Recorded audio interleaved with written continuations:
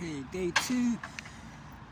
It's 12 o'clock I think now, and feeling quite well. My appetite is back.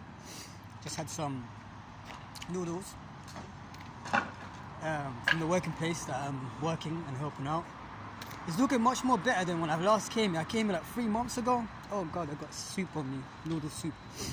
3 months ago I came here and it was like really good, but not as this busy. But now, as you can see, the temple I was talking about yesterday, the monk statue that we had to use a forklift just to bring all the way here, is this one I showed you. It's a heavy one. It's crazy how heavy. This is literally a rock.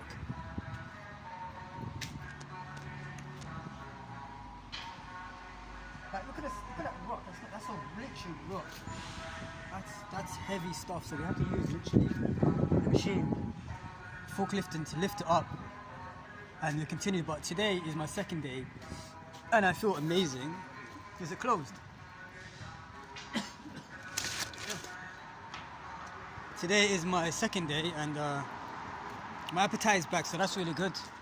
It's the afternoon. When I woke up today, I felt kind of good, but I slept so much yesterday, off and on. I slept like literally 5 hours, then I woke up, then I think like 2 hours, then I woke up, slept for another 5 to 6 hours.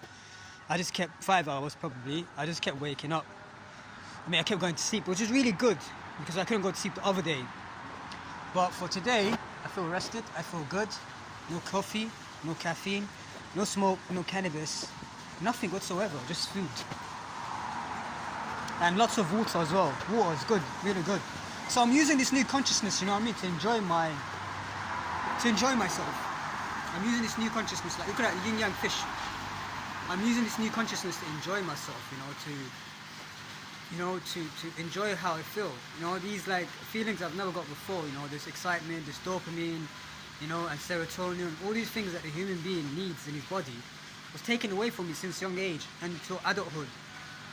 Because, with all the trauma and abuse, your state of mind changes completely. It rewires your brain. The way you feel should not be like that at all. It should be really hard living life like that 24/7 in that stress mode, survival mode. So it's really good now that I'm using this new consciousness just to enjoy the time that I have. I'm not trying to help nobody, I'm not trying to save nobody. I'm literally just telling you what's helped me. So when you look at my Facebook page is not to tell you what to do, or this is how you do this, or this is how you do that.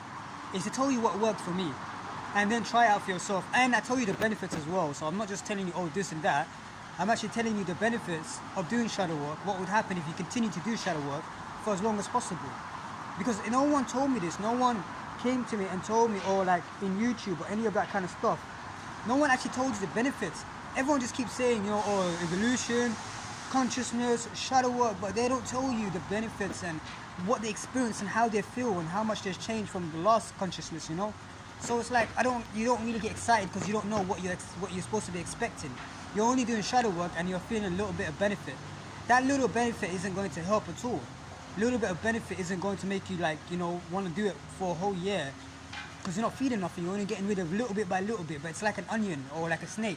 You keep peeling and peeling layers after layers, and it's the same story, the same trauma, layers after layers after layers after layers.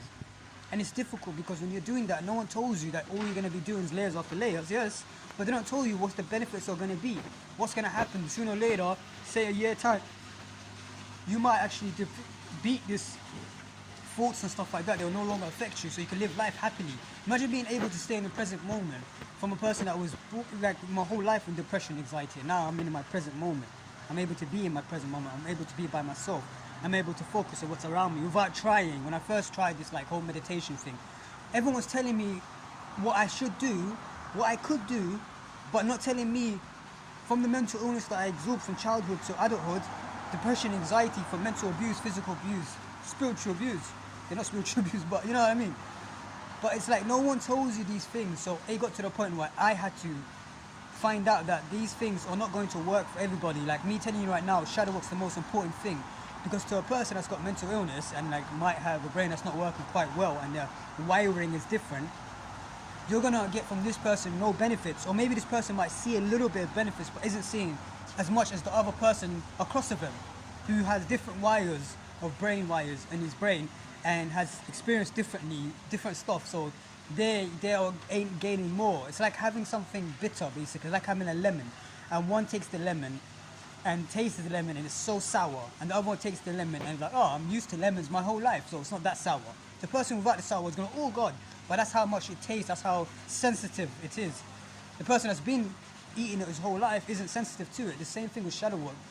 The running, exercise, all these things are good, but if you don't do the shadow work to rewire the brain, all these things won't benefit you as much as they should benefit you.